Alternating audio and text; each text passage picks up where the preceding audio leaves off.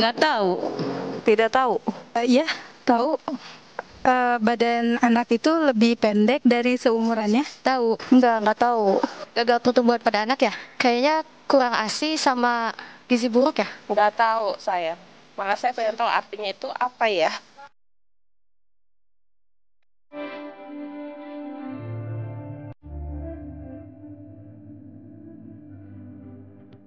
Stunting itu memang pasti pendek, tetapi yang pendek belum tentu stunting. Stunting adalah kegagalan pertumbuhan yang diakibatkan oleh karena adanya gangguan asupan gizi secara kronis ataupun karena penyakit secara kronis. Dan ini terjadinya umumnya di 1000 hari kehidupan pertama, mulai dari konsepsi, pertemuan sel telur dengan sperma sampai dengan anak umur 24 bulan. Oleh karenanya disinilah stunting itu terjadi, dan stunting itu di samping ukurannya pendek, kemudian juga dia perkembangannya, jadi ada kecerdasannya juga, kemampuan berorientasi, merespon lingkungan itu lebih lambat dibandingkan yang tidak stunting. Kemudian yang ketiga, orang-orang yang stunting, yang anak stunting ini besok di hari tuanya itu cenderung mudah kena penyakit kardiovaskuler yang kita kenal dengan cardiovascular disease. Itu adalah bisa tekanan darah tinggi, bisa penyakit jantung koroner atau stroke misalnya begitu, dan juga mudah kena penyakit gangguan metabolik atau yang dikenal dengan metabolic disorder. Ini bisa saja diabetes atau kencing manis, dan juga ada penyakit-penyakit seperti osteoporotik yang kemudian mudah keropos tulangnya. Inilah stunting. Sekali lagi, stunting memang pendek, tetapi diikuti 3 hal tadi. Sedangkan orang pendek belum tentu stunting.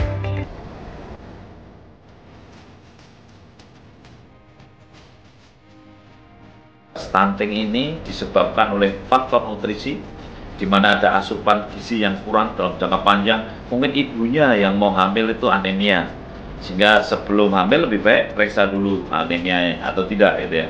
Kemudian selama hamil mungkin asupannya kurang, sehingga akhirnya gizi yang ada pada ibu hamil kurang, dan akhirnya anaknya pertumbuhannya jadi lambat. Juga mungkin ibu hamilnya tidak sehat karena sebab-sebab lain, karena penyakit tertentu, sehingga pertumbuhan janinnya juga tidak sukses, sehingga janinnya lahir dengan ukuran yang lebih kecil daripada normal. Karena ukuran normalnya itu panjangnya 48 cm, beratnya 2,5 kg minimal ya. Inilah sebab stunting. Setelah lahir bisa juga lahir tidak stunting, tapi kemudian jadi stunting. Apa sebabnya? Tidak imunisasi, kemudian lingkungannya kotor, air bersih tidak ada, sehingga akhirnya apa? Mudah kena penyakit. Ada yang kena penyakit TBC, ada yang cacingan, ada yang diare. Dari situlah kemudian anak sakit-sakitan. Karena anak sakit-sakitan, tentu pertumbuhannya jadi terganggu dan akhirnya stunting. Gitu.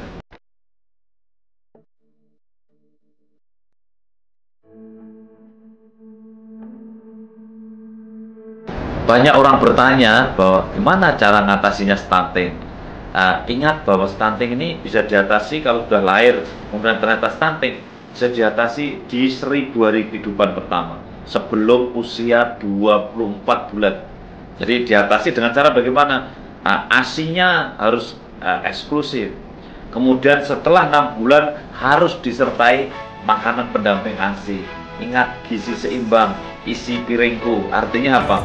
Tidak cukup hanya 4 sehat 5 sempurna, tetapi ukurannya, berapa proteinnya, berapa karbohidratnya, berapa airnya, berapa lemaknya, kemudian berapa vitaminnya yang masuk, mineralnya yang masuk.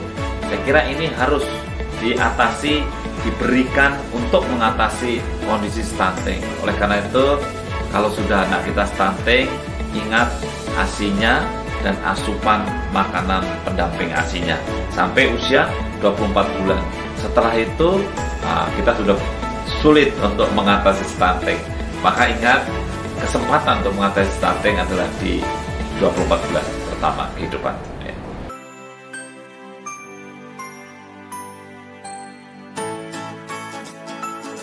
Oleh karenanya pesan saya untuk seluruh masyarakat di Indonesia, mari kita cegah stunting. Karena mencegah tentu lebih murah dan lebih mudah. Dan pesan saya mencegah stunting itu sejak dari hulu.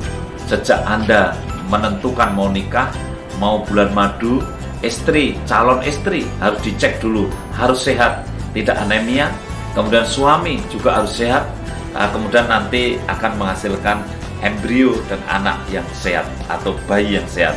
Dengan cara ini maka akan melahirkan bayi yang tidak stunting. Oleh karenanya rencanakan kehamilan, jangan ada kehamilan yang tidak direncanakan, dan jangan hamil kalau memang tidak diperlukan, artinya memang penting direncanakan. Dan setelah anak lahir jangan disia-siakan, harus diberikan ASI eksklusif yang baik. Dan kemudian sekali lagi waktu 1000 hari kehidupan harus kita manfaatkan dengan sebaik-baiknya. Mudah-mudahan dengan pemahaman kita terhadap masalah stunting dan kegigihan kita dalam mengurus anak mulai dari hamil sampai 1000 hari, maka insya Allah stunting di Indonesia bisa kita turunkan sampai angka 14% di tahun 2024 sesuai dengan harapan dan himbauan Bapak Presiden Republik Indonesia Bapak Joko Widodo. Terima kasih. Wassalamualaikum warahmatullahi wabarakatuh.